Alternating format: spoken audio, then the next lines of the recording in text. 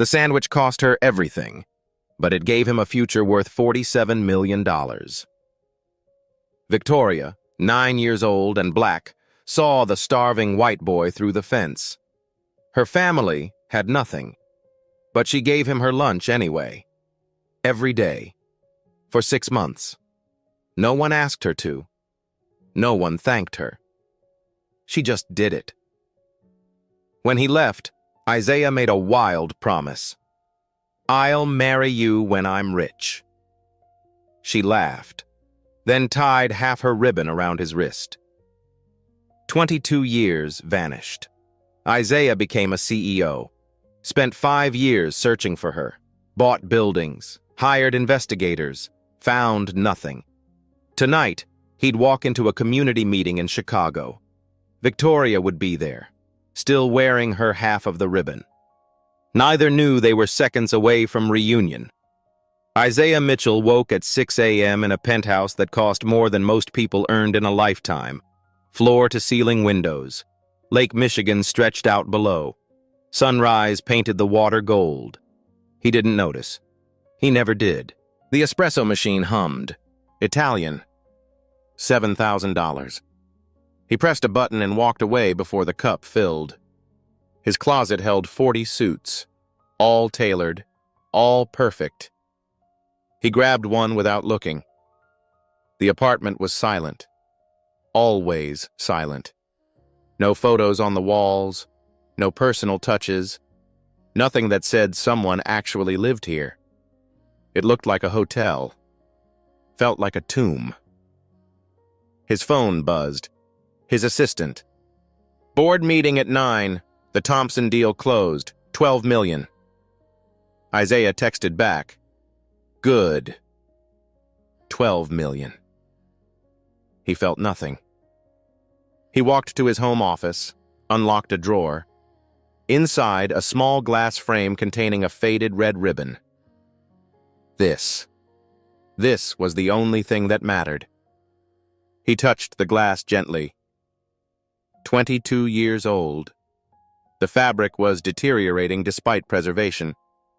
Every morning, he looked at it. Every morning, the same thought. Where is she? The board meeting was predictable. Congratulations, handshakes, applause for another successful quarter. Isaiah smiled, said the right things, played the part. Inside, nothing. His business partner, Richard, pulled him aside after. "You okay, man? You seem distant." "I'm fine." "You've been saying that for 5 years, ever since you started buying up South Chicago." Isaiah said nothing. "Why, specifically? There's no profit for years." "I have my reasons." Richard studied him. "This is about that girl, isn't it? The one you're looking for." Isaiah's jaw tightened. "Drop it."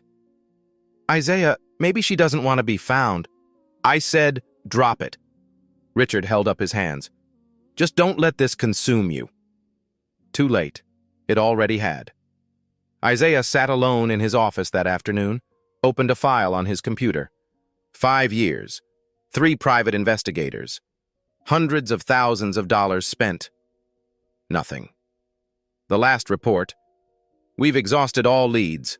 Victoria Hayes is too common a name. Family left no forwarding address after 2008. He pulled up a map of Chicago. 12 red pins marked his properties. All within 2 miles of Lincoln Elementary School. If Victoria was still in Chicago, she'd be in that neighborhood, helping people. That's who she was. So he'd bought properties, developed them, created reasons to be there constantly, hoping, waiting. His phone buzzed. Reminder, community meeting tonight at 7 p.m., South Chicago Community Center. Isaiah usually sent representatives to these meetings, but something made him type. "I'll attend personally." He didn't know why, just a feeling. The memories came unbidden. They always did. 22 years ago. He was 10. Winter. Chicago. 2 weeks on the streets after his mother died. Foster care tried once. One family said he was too difficult. The truth, he was traumatized, grieving. They put him back. He slipped through the cracks. 2 weeks of sleeping in doorways, digging through trash, stealing when he could. By day 14, he couldn't walk straight, dizzy from hunger. He found Lincoln Elementary, sat outside the fence during lunch recess, watched kids eat, laugh, play. A teacher noticed him. "You need to leave. You're scaring the students." Isaiah tried to stand. His legs buckled. The teacher walked away. That's when he saw her. A black girl with braided hair, maybe 9 years old, standing on the other side of the fence, watching him. Their eyes met. She didn't look scared. She looked sad. Victoria Hayes lived 3 blocks from that school, in subsidized housing with peeling paint and broken radiators. Her grandmother raised her. Her parents worked 3 jobs between them, barely made rent. Breakfast was oatmeal. Lunch was school-provided. Dinner was rice and beans. They survived. Barely. But Victoria's grandmother taught her, "Baby, we may not have much, but we always share what we got." That day at recess, Victoria's friends called her. "Victoria, come on!" But Victoria couldn't move, couldn't stop staring at the boy outside the fence. He was so thin, clothes torn, face hollow. He looked like he was dying. Her friend Jasmine ran over. "What are you looking at?" "That boy." "Oh, him. He's been there for days. Creepy." "He's not creepy. He's hungry. Not our problem. He's just a kid like us." Victoria looked at her lunchbox. A peanut butter and jelly sandwich, an apple, a juice box, her whole lunch, the only food until dinner. Her grandmother's voice, "We always share what we got." Victoria grabbed her lunchbox, walked to the fence. "Victoria, where are you going?" She ignored them. Up close, the boy looked worse, eyes glassy, lips cracked and bleeding. "Hi," Victoria said softly. "I'm Victoria. You look hungry." The boy tried to speak. Nothing came out. Victoria pushed her lunchbox through the fence. "Take it. It's okay." The boy grabbed the sandwich, ate it in 4 bites, tears streaming down his face. Victoria watched him eat everything, the apple, the juice, even the crackers. When he finished, he looked at her. "Thank you." His voice was hoarse, broken. "What's your name?" "Isaiah." "Are you okay, Isaiah?" He shook his head. "No." Victoria's heart broke. "I'll bring you lunch tomorrow, too." Isaiah's eyes widened. "You will?" "I promise." The bell rang. Victoria had to go, but she looked back 3 times. Isaiah sat clutching the empty juice box, watching her. Isaiah blinked. The memory faded. He looked at the clock. 6:45 p.m. The community meeting started at 7. Something told him tonight was different. He grabbed his coat, touched the ribbon in his desk one more time. "I'm coming, Victoria. I don't know if you're there, but I'm coming." What Isaiah didn't know, Victoria would be there. And she'd been thinking about him every single day for 22 years, too. Isaiah arrived at the South Chicago Community Center at 6:55 p.m. The building was old, chipped paint, flickering lights, but clean, cared for. Inside, folding chairs filled the room. About 50 people were seated. Families, elders, young activists. Isaiah straightened his tie. His expensive suit felt wrong here. A woman at the registration table looked up. "Name?" "Isaiah Mitchell. Mitchell and Associates." Her expression shifted, guarded. "The developer. You're actually here." "Yes." "Most developers send lawyers." "I'm not most developers." She handed him a name tag. "We'll see." Isaiah walked in. Heads turned. Whispers rippled. That's him. The millionaire. Probably here to bulldoze everything. Isaiah found a seat in the back. A woman in her 60s stood at the front. "Welcome. I'm Dorothy Carter, Community Board President. Tonight we will discuss the proposed development. She continued. Mitchell and Associates wants to build housing and renovate our center, but we've heard promises before. Murmurs of agreement. Mr. Mitchell will present his plans, then we ask questions. Real questions. Dorothy looked at Isaiah. Mr. Mitchell? Isaiah stood, walked to the front. 50 pairs of eyes tracked him. He opened his presentation. Architectural renderings, beautiful buildings, green spaces. Good evening. I'm Isaiah Mitchell. I grew up not far from here. I know what broken promises look like. That got attention. I'm proposing affordable housing, not luxury condos. 60% of units reserved for current residents at current rent rates. Surprised murmurs. The community center will be fully renovated. New heating, new roof, expanded services, all funded by my company. Next slide. We'll create a job training program, hire locally, invest in this neighborhood's people. He paused. I know you don't trust me yet, but I'm not here to gentrify. I'm here to give back. Hands shot up. Dorothy pointed. Yes, Marcus? Mr. Mitchell, what's affordable to a millionaire versus someone making minimum wage? Units will be priced based on area median income. We're working with the housing authority. More hands. An elderly woman stood. What about current businesses? We're offering lease protections and relocation assistance. Another voice from the middle. How do we know you'll keep these promises? Developers always gentrify us out.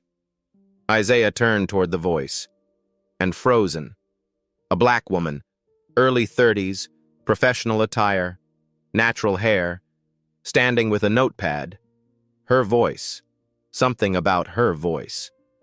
I grew up in this neighborhood, she continued. I've seen promises broken. So how do we know you're different? Their eyes met. Isaiah's heart stopped. It couldn't be. I'm a social worker at this center.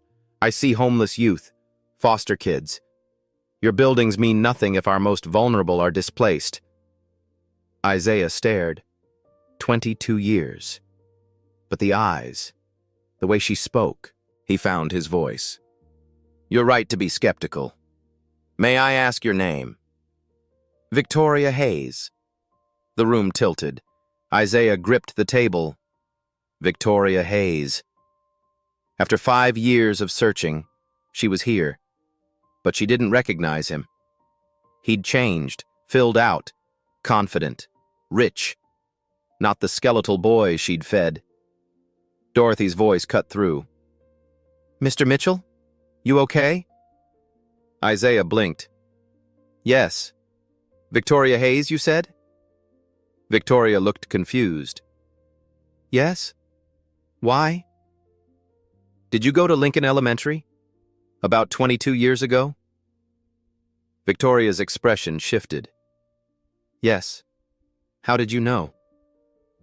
Isaiah's hands trembled. Not in front of 50 people, but he couldn't stop.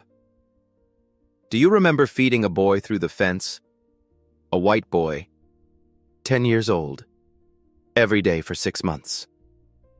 Victoria went still. Her notepad slipped. The room vanished. Isaiah? She whispered. Her hand went to her chest. To a locket. Isaiah nodded. Victoria's eyes filled. Isaiah Mitchell? It's me. I came back. The room erupted, people talking, confused. But Isaiah only saw Victoria. 22 years collapsed. You're alive, Victoria breathed. I told you I'd come back when I was rich. Victoria's hand covered her mouth. Tears spilled. Dorothy stood. Let's take a 15-minute break. People filed out, whispered, stared. Isaiah and Victoria didn't move. Finally alone, they walked toward each other. Met in the middle. Isaiah, Victoria's voice broke. I looked for you. After you left. I looked for you too. For 5 years. You're really here. I kept my promise. Victoria reached for her locket, opened it with shaking hands. Inside, half of a red ribbon. Isaiah pulled his keychain from his pocket. The other half. They held them up, side by side, a perfect match after 22 years. Both started crying. They sat in Victoria's small office, away from curious eyes. The door closed. Isaiah couldn't stop staring. Victoria couldn't stop crying. "I can't believe it's you," she said. "I can't believe you're alive." "I almost wasn't. If it wasn't for you." Victoria shook her head. "I just gave you lunch." "No. You gave me everything." Isaiah leaned forward. "Do you remember? All of it?" "Every day," Victoria whispered. "I've thought about you every single day for 22 years. Isaiah's vision blurred. Tell me what you remember." Victoria closed her eyes. "The first day. You looked so small, so scared. I'd seen you there for 3 days already, just sitting outside the fence." She opened her eyes. "My friend said you were creepy, dangerous, but I saw your eyes. You weren't dangerous. You were dying." "I had a peanut butter and jelly sandwich that day, an apple, juice box. It was all I had until dinner. But you needed it more. I ate it in 4 bites. I know. I watched. And I saw you cry, because someone had finally seen you." Isaiah's throat tightened. "You came back the next day." "I promised I would." Victoria stood, walked to the window. "That second day was harder, because I knew what I was doing. First day was impulse, second day was choice. I had to pack 2 lunches, one for you, one for me, but we barely had enough food, so I gave you mine." Isaiah hadn't known that. "Victoria, day 3 my grandmother noticed. She watched me pack extra food. Didn't say anything, just put more in my lunchbox." Victoria turned back. "By week 2 my whole family knew. They worked extra hours, made more food, so I could keep feeding you. Your family was poor too." "We were, but you were poorer, and you were alone." "Do you remember the conversations?" Victoria asked. Isaiah smiled through tears. "Every word. You'd tell me about your day, what you learned, the book you were reading. You were so smart, you'd ask questions, ask good questions. I knew you were special. I didn't feel special." "I know. That's why I kept reminding you." Victoria sat back down. Week 3. Other kids started teasing me. Isaiah remembered. He'd told Victoria to stop. "But you didn't stop," Isaiah said. "No, because you mattered more than their opinions. Your friend Jasmine tried to pull you away." Victoria nodded. "Every day. Said I was being weird. Mrs. Patterson caught me. 4th week. She was going to report it." Isaiah leaned forward. "What happened?" "I begged her. Told her you'd starve.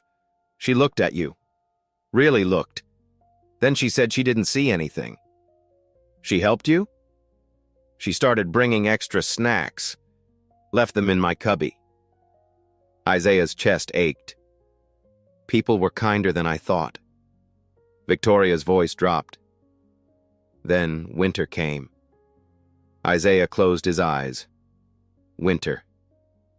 The worst part. December. The temperature dropped to 15 degrees. You were outside in a thin jacket. No hat, no gloves. Your lips were blue. I remember. That afternoon I ran home, grabbed my winter coat, my dad's gloves, a scarf, a blanket from my bed. You gave me your coat. You said no. Said I'd be cold. I lied. Said I had another one. Isaiah opened his eyes. You didn't. No.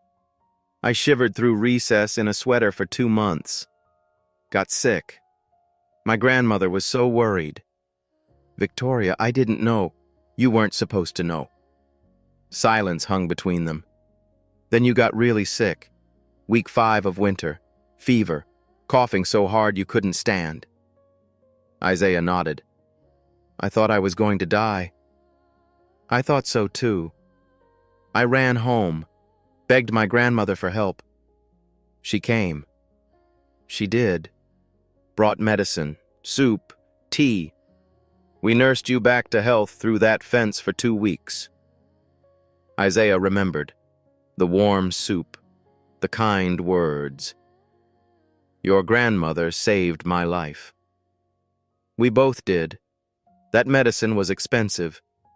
We needed it for my grandfather. She gave it to you instead. Isaiah's tears fell freely. I never knew how much you all sacrificed. We didn't see it as a sacrifice. We saw it as what we had to do. Victoria reached across, took his hand. 6 months, Isaiah. 120 days.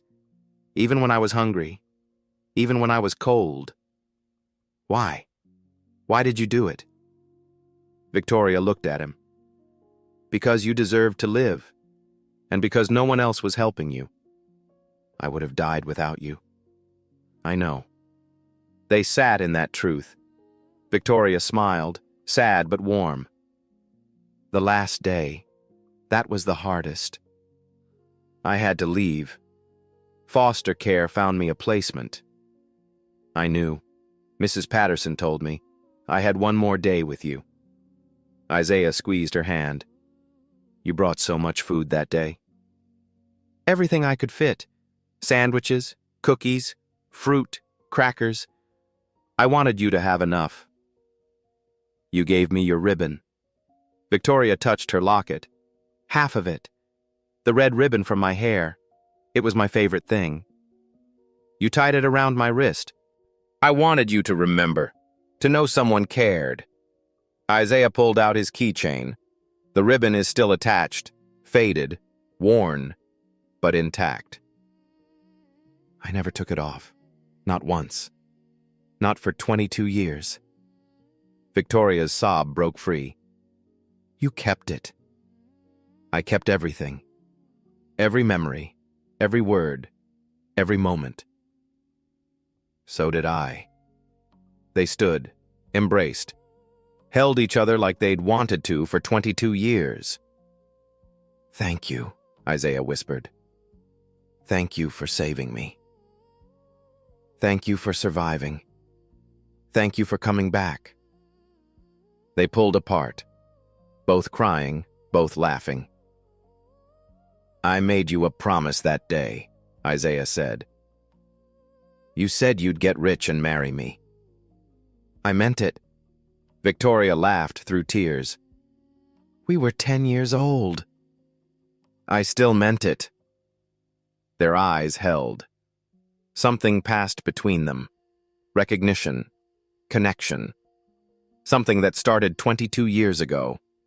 A knock on the door. Dorothy's voice. Folks, people are waiting. Victoria called back. 5 more minutes. She turned to Isaiah. What do we do now?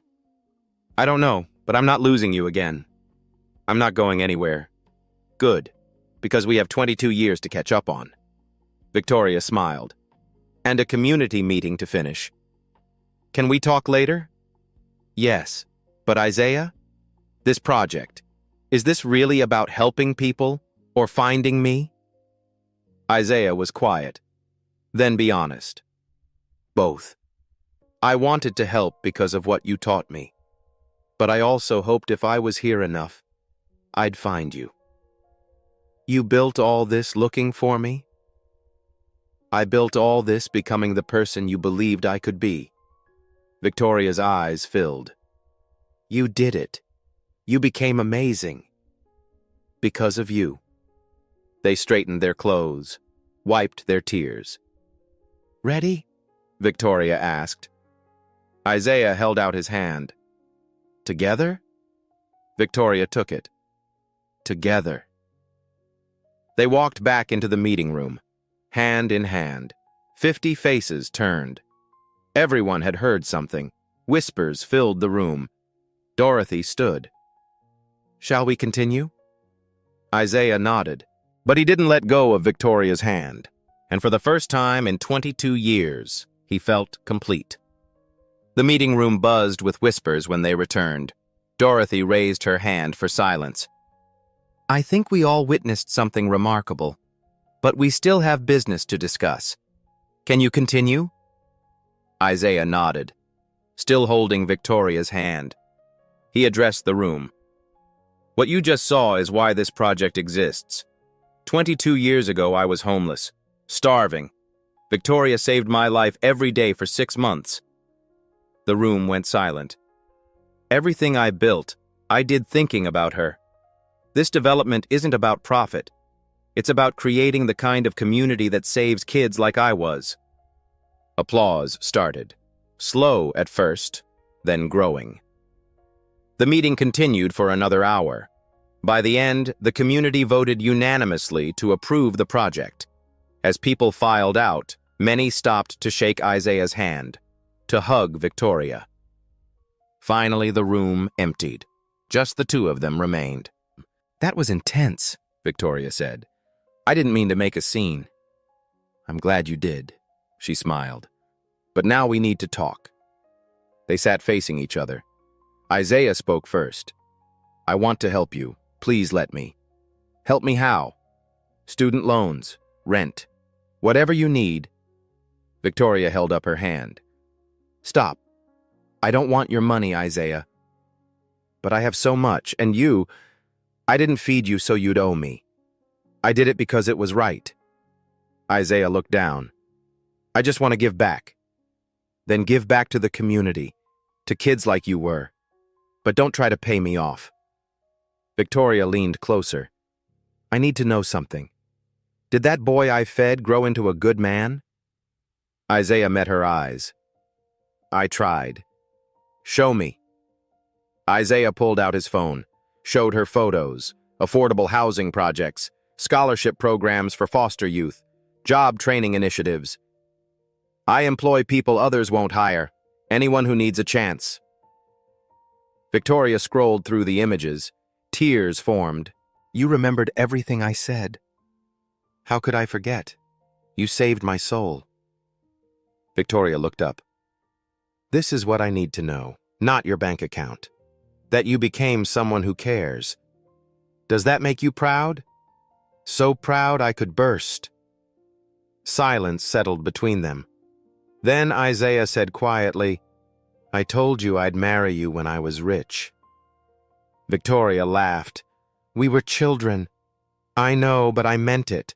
And I still mean it." She stopped laughing.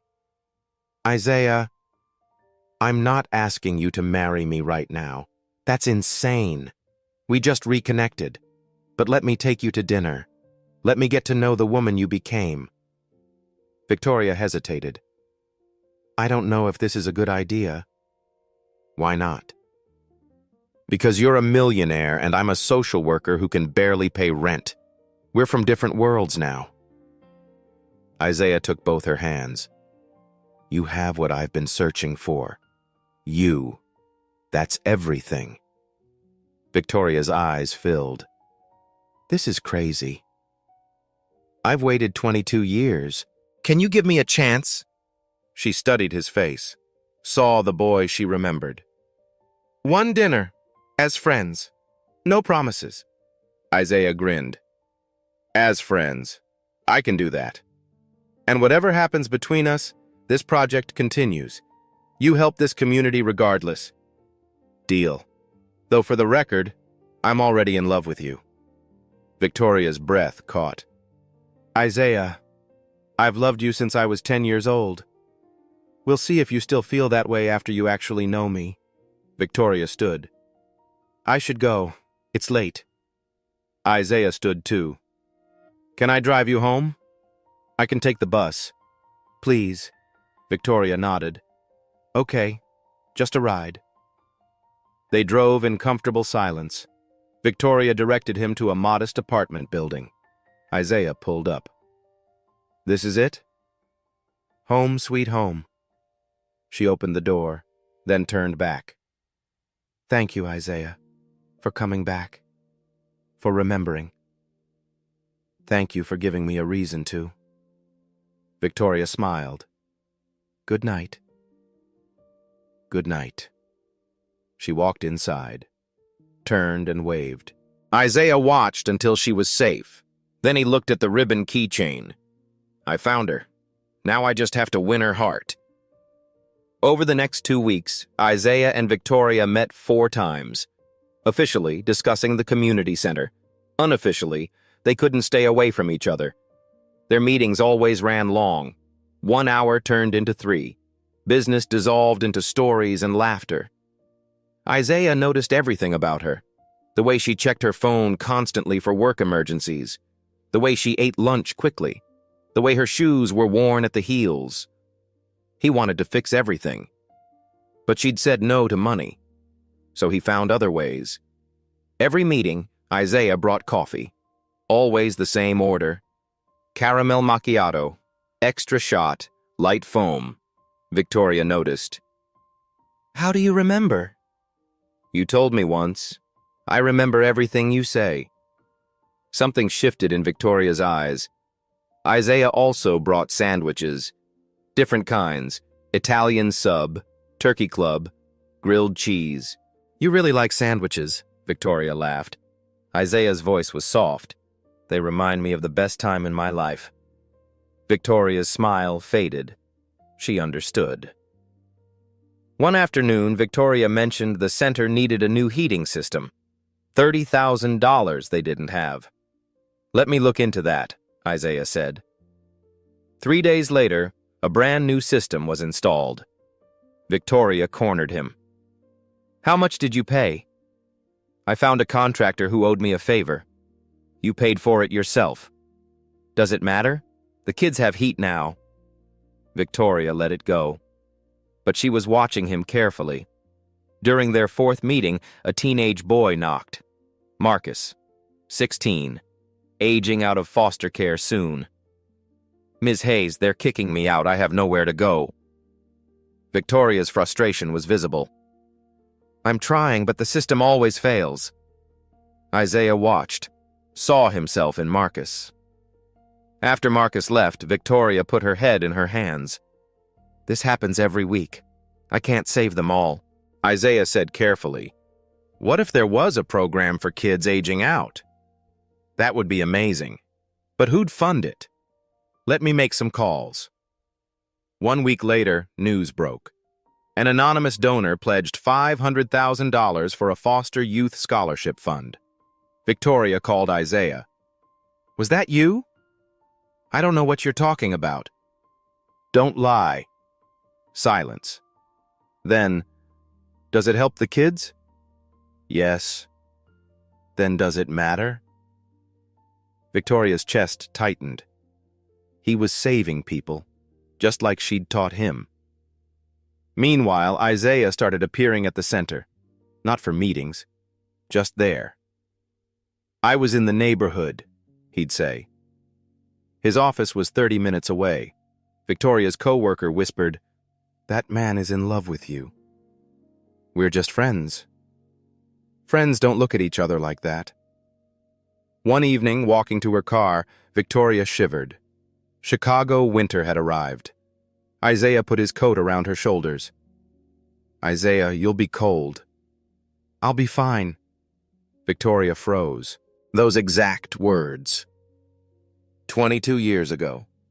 Reversed. She looked at him. He remembered everything. Her heart cracked open. What Isaiah didn't know. Victoria was falling too, despite her fears. And soon, he'd show her exactly how deep his feelings went. Isaiah called Victoria 3 days later. I want to take you to dinner. Not business. Just us. Victoria hesitated. Isaiah, please, you said one dinner, as friends. Okay, Friday at 7. Friday arrived. Victoria stood in front of her closet for 20 minutes. 3 dresses, all old, She chose the black one. Her grandmother called. "Baby, where are you going all dressed up?" "Just dinner with a friend." "Is this the boy you used to feed?" Victoria smiled. "Yes, Grandma." "That boy's in love with you. Has been for 22 years. Isaiah arrived exactly at 7. Suit, simple daisies in hand. "You remembered," Victoria said. "You said you liked simple things." They drove to an upscale restaurant downtown. Victoria had never been anywhere this nice. The hostess greeted Isaiah by name. "Mr. Mitchell, your table is ready." Private corner. Candles, white tablecloth, city view. Victoria felt out of place. "Isaiah, this is too much. Please, let me give you one nice evening." Victoria relaxed. The food was incredible. Conversation flowed naturally. They talked about books, movies, dreams, fears. Victoria opened up about dating. "It never works out. Men are either intimidated or they want to fix me." "I don't want to fix you. You're not broken." "Thank you." After dinner, Isaiah said, "Can I show you something?" "What?" "A surprise. Trust me?" Victoria nodded. They drove to Millennium Park. Late evening, nearly empty. Winter lights sparkled. Isaiah led her to a specific bench. "I need to tell you something." They sat. Isaiah pulled out his phone, showed her a photo. A young man, 18, clearly homeless, sitting on this exact bench. Victoria looked closer. "Is that you?" "Yes. After I aged out of foster care, I had nothing. I lived in my car for 6 months." Victoria's hand covered her mouth. "I'd work day labor, make just enough for food. Every night I'd sit here, look at the city lights, all those buildings, successful people." He showed the red ribbon on his keychain. In the photo, it was on his wrist. "Every night I'd touch this and say, Victoria believed in me. I have to make something of myself, find her, keep my promise." Victoria was crying. Isaiah swiped to the next image, a map of Chicago, 12 red pins. "These are properties I own, all within 2 miles of Lincoln Elementary." Victoria stared. "All of them?" "Everyone. Because I knew if you were still in Chicago, you'd be in that neighborhood, helping people. That's who you are." "You've been looking all this time?" 5 years actively, 22 years never forgetting. Isaiah pulled out architectural plans. "These are for the new community center. Look at the dedication plaque." Victoria read through tears. "The Victoria Hayes Center for Youth Services, in honor of the girl who taught me that kindness can change a life." She couldn't speak. "I was going to surprise you at the grand opening, but I need you to understand something." Isaiah took her hands. "Everything I built, every dollar, every decision, I made it thinking of you, asking, would Victoria be proud? Would this honor what she taught me?" Victoria was shaking. "You didn't just feed me, Victoria. You saw me. When everyone looked away, you saw me, treated me like I mattered." His voice broke. "Do you know what that does to a child who believes he's worthless? You gave me hope, love, a reason to survive." "Isaiah, I just gave you food." "No. You gave me everything that matters." He moved closer. "I told you I'd marry you when I was rich. But Victoria, I don't want to marry you because I owe you." Victoria's breath stopped. "I want to marry you because over these weeks I've fallen in love with you all over again." "Isaiah." "The girl who fed me grew into the most incredible woman I've ever known, still saving people, still sacrificing, still choosing kindness. I don't know what to say. I know it's fast. We just reconnected. But I've loved you 22 years. I don't want to waste another day." Victoria was crying and laughing. "This is insane." "If it's too much, tell me. I'll wait as long as you need." Victoria looked at him, saw the boy she saved in the man before her. "I don't know if I'm in love with you yet," she said honestly, "but I want to find out." Isaiah's face lit up. "Yeah?" "Yeah." They moved together, foreheads touching, tears mixing. "I'm going to spend my life making you as happy as you made me," Isaiah whispered. "You already have." They kissed. Tender. Meaningful. 22 years in the making. When they pulled apart, both were smiling through tears. Victoria's phone rang. She ignored it. Rang again. She checked. "Work emergency." Isaiah stood immediately. "Let me drive you." They rushed to help a teenage girl in crisis, found her housing, made sure she was safe. Working together, Isaiah saw Victoria in action. Her compassion, strength, absolute dedication. He fell deeper in love. By midnight, they reached Victoria's apartment. At her door, she turned. "Thank you for tonight, for everything. Thank you for giving me a chance." "Isaiah? That program for kids aging out, were you serious?" "Very serious. I want to create something that actually helps." Victoria's eyes filled. "I want to help you build it." "I was hoping you'd say that." They stood close, neither wanting the night to end.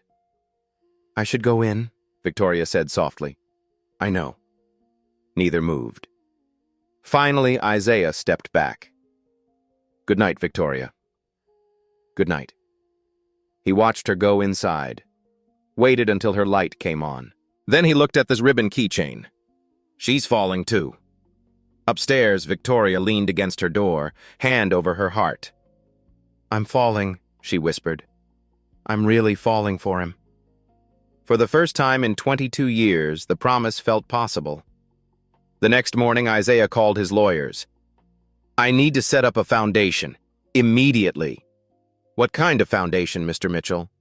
"For youth aging out of foster care, comprehensive support, housing, education, job training, mental health services, everything." "Budget? $10 million to start, renewable annually." 2 weeks later, Isaiah invited Victoria to his corporate office downtown. Victoria walked in, overwhelmed. Floor-to-ceiling windows, modern furniture, success everywhere. "This is where you work?" Isaiah smiled.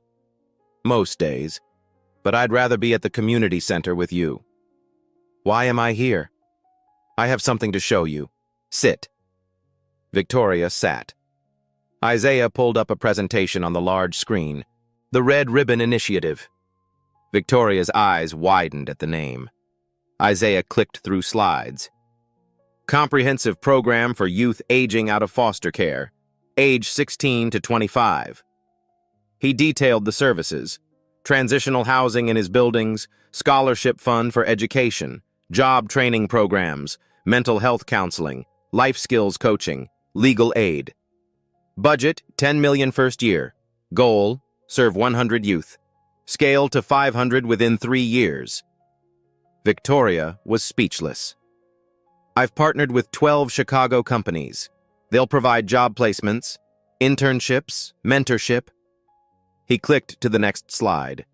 "But the program needs a director, someone who understands these kids, someone who's earned their trust." Victoria's heart raced. "Someone like you?" Isaiah pulled out a folder, handed it to her. Inside, a formal job offer. Executive Director. Salary, $120,000 per year. Full benefits. Staff of 10. Complete operational control. Victoria stared at the numbers. "Isaiah, this is a job. A real one, not charity. You'd work harder than you've ever worked.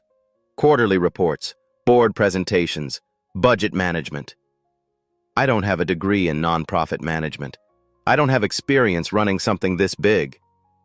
Isaiah sat beside her. "You have something better. You've lived it. You know exactly what barriers exist and what support actually means." Victoria looked at the offer. Her hands trembled. And Victoria, this is separate from us. Whatever happens between us personally, this program stands. You'll have a contract, legal protections. This isn't contingent on our relationship. Victoria exhaled. She'd been worried about that. I want you to take this job because it's right for you and the kids, not because you feel obligated to me. Victoria stood, walked to the window, looked out at the city. I've spent my whole adult life working in a broken system, watching kids fall through cracks, knowing I can't save them all. Her voice broke. And now you're offering me a chance to actually fix things, to build something better. It's overwhelming. Isaiah walked to her. Think about Marcus, about all the kids like him, like I was. We can help them. Why me? You could hire someone with more experience. Because you care. Because you see these kids as people, not statistics. Because 22 years ago, you proved you'll sacrifice everything for someone who needs help. Victoria's tears fell. What if I fail? Then we learn and try again. But Victoria, I don't think you'll fail. I think you'll change hundreds of lives. Victoria looked at the folder again, read the details, the scope, the possibilities. Can I make changes? Design the program my way? That's why I want you, your vision, your expertise. I provide funding and business support. You make all program decisions. And if we disagree? Isaiah smiled. Then you win. This is your program. And Victoria laughed through tears. You'd really give me that much control? Yes, because I trust you. I've trusted you since I was 10 years old. Victoria sat back down, read through the entire proposal, asked questions. Isaiah answered honestly. Finally, she looked up. I have conditions. Name them. I want to hire from the communities we serve. Staff should include people who've been through the system. Done. I want advisory boards made up of former foster youth. Real decision-making power, not token representation. Absolutely. And I want to keep working 1 day a week at the community center with my current clients, so I never forget why we're doing this. Isaiah nodded. We'll write that into your contract. Victoria took a deep breath. Then yes, I'll do it. Let's save some kids. Isaiah's smile was radiant. Thank you. They shook hands, professional, then hugged, personal. We're going to change lives, Isaiah said. We already did. Each other's. Over the next month, contracts were signed, staff hired, office space allocated in one of Isaiah's buildings. Victoria gave notice at her old job. Bittersweet goodbyes. Her co-workers cried, You deserve this. The program launched quietly. No press, just work. Victoria interviewed the first cohort, 25 youth, ages 16 to 21, all aging out of foster care. She met Marcus again. You're in, Marcus. We're going to help you. Marcus cried. Why? Why me? Victoria smiled. Because someone helped me once. Now it's my turn. Isaiah watched Victoria work. She was brilliant, compassionate, fierce when advocating for her kids. She hired staff who understood, a former foster youth as assistant director, a social worker who'd been homeless, a counselor who'd aged out herself. Together, they built something real. Apartments were secured, 20 units in Isaiah's buildings, furnished, safe, affordable. Scholarships were distributed, GED programs, community college, vocational training, whatever each kid needed. Job training began. Resume writing, interview skills, workplace etiquette, then actual placements at partner companies.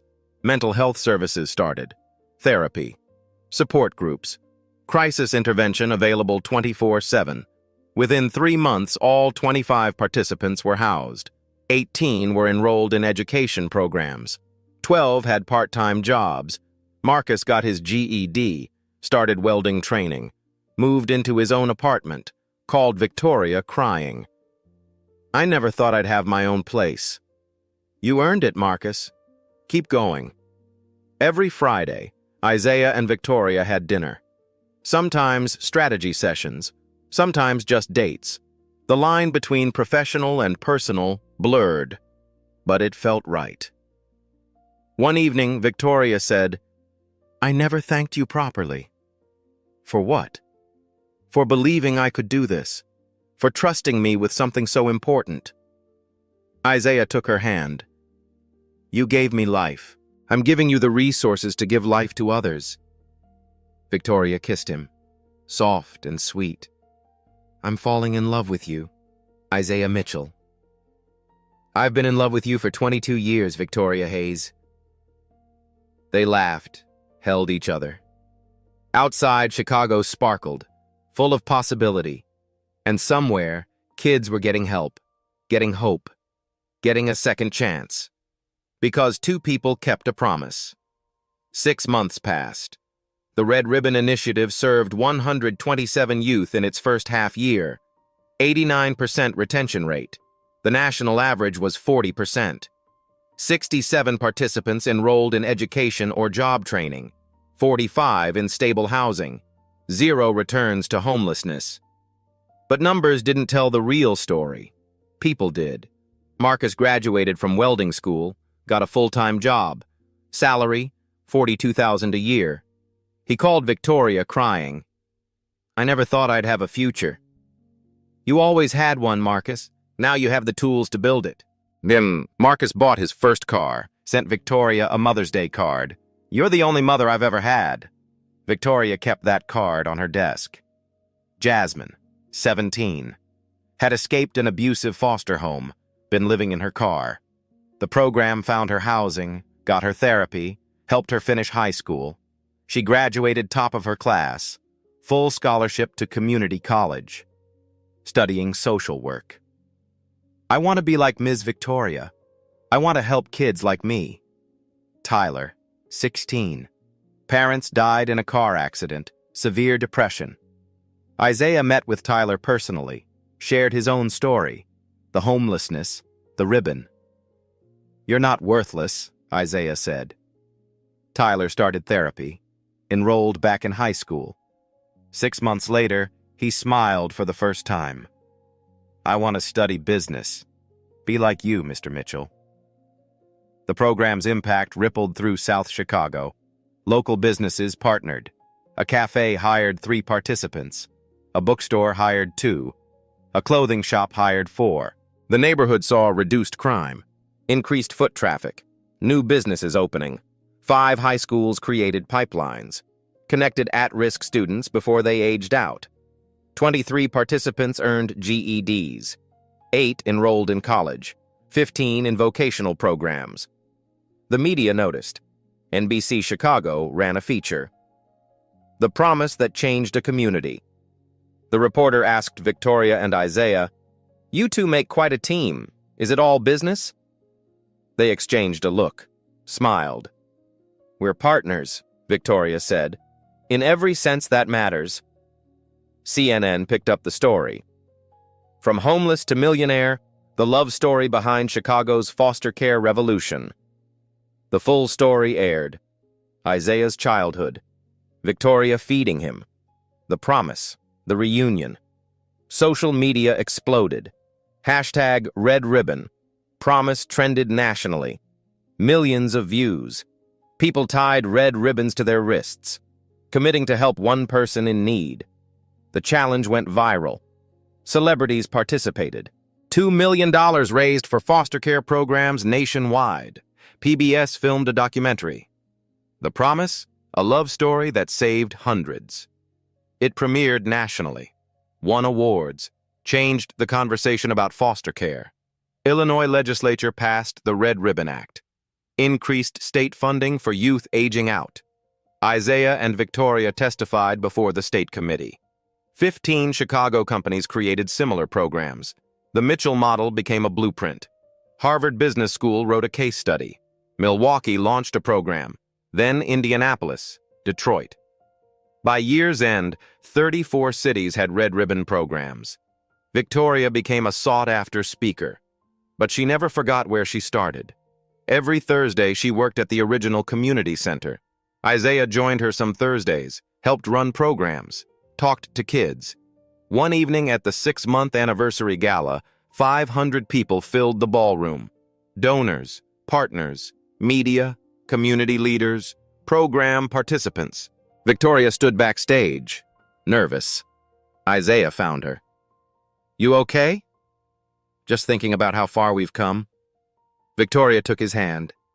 "Isaiah, when you go on stage tonight, I want you to know I'm ready." "Ready for what?" Victoria smiled. "You made me a promise 22 years ago. I think it's time." Isaiah's eyes widened. "Victoria, I love you. I'm in love with you. And I want to spend my life with you." Isaiah pulled her close. "Are you saying—" "I'm saying when you ask, the answer is yes." Isaiah laughed, cried, kissed her. "I've been carrying a ring for 3 weeks. Tonight is the right moment." They walked on stage together, hand in hand. Isaiah spoke about the program, the success, the future. Then he paused, looked at Victoria. "But none of this would exist without one person. Victoria Hayes saved my life 22 years ago." The crowd applauded. Isaiah got down on one knee. The room gasped. He pulled out a simple ring, red ruby, symbolizing the ribbon. "Victoria Hayes, 22 years ago I promised I'd marry you when I was rich. Will you marry me?" Victoria was crying, smiling. "Yes. Yes, I'll marry you." The room erupted, standing ovation, cheers, tears everywhere. They kissed. After 22 years, the promise was kept. 1 year later, the wedding was small, 100 guests at Lincoln Elementary School. The fence where Victoria first fed Isaiah had been preserved. A plaque read, "Where kindness began." Red ribbons decorated everything. Victoria walked down the aisle. Her grandmother escorted her, both crying. Isaiah stood at the altar crying too. They exchanged vows. "Isaiah, Victoria, when I was 10 and starving, you fed me. When I was lost, you saw me. You gave me a reason to live. I promise to show up for you every day, to love you completely, forever." Victoria. "Isaiah, you took a sandwich and turned it into a movement. You took a ribbon and turned it into a legacy. I promise to be your partner, to remind you every day that you were always worthy, even before you were rich." They kissed as husband and wife. The reception was at the Victoria Hayes Center. Program participants performed. Marcus gave a toast. "To the couple who taught us that family is who chooses to love you." After the celebration, Isaiah and Victoria walked to the fence. They tied new red ribbons to the metal. "For the next kid who needs hope," Isaiah said. A young girl approached, 8 years old, black, shy. "Excuse me, I'm Sarah. I'm hungry." Victoria and Isaiah looked at each other, hearts breaking and soaring. Victoria knelt down. "Come with us. Let's get you some food." They brought Sarah inside, fed her, made sure she was safe. Sarah ate slowly. "Why are you helping me?" Victoria touched her locket. "Because someone once helped him." She pointed to Isaiah. Isaiah pulled out a red ribbon, tied it around Sarah's wrist. "Keep this, remember. Someone believes in you. You're going to be okay. I promise." Sarah held the ribbon. "Thank you." As Sarah left with a social worker, Victoria leaned into Isaiah. The cycle continues. Forever. They looked at the building, lights glowing, kids inside laughing, healing. The Red Ribbon Initiative had served 847 people in 2 years, replicated in 34 cities. Every participant received a ribbon. Isaiah and Victoria walked inside, hand in hand. Behind them, hundreds of red ribbons fluttered on the fence, each representing a life touched, a promise kept, kindness continuing. Text appeared on screen. The Red Ribbon Initiative has placed 847 system-impacted individuals in stable housing and education programs. The model has been replicated in 34 cities across the United States. Isaiah and Victoria Mitchell continue to lead the program together. They are expecting their first child, a daughter they plan to name Hope. Final image. Isaiah and Victoria walking away from the center, hand in hand. Camera pans to the fence. Hundreds of red ribbons, each one a life changed, each one a promise kept, each one proof that a sandwich given in kindness can change the world.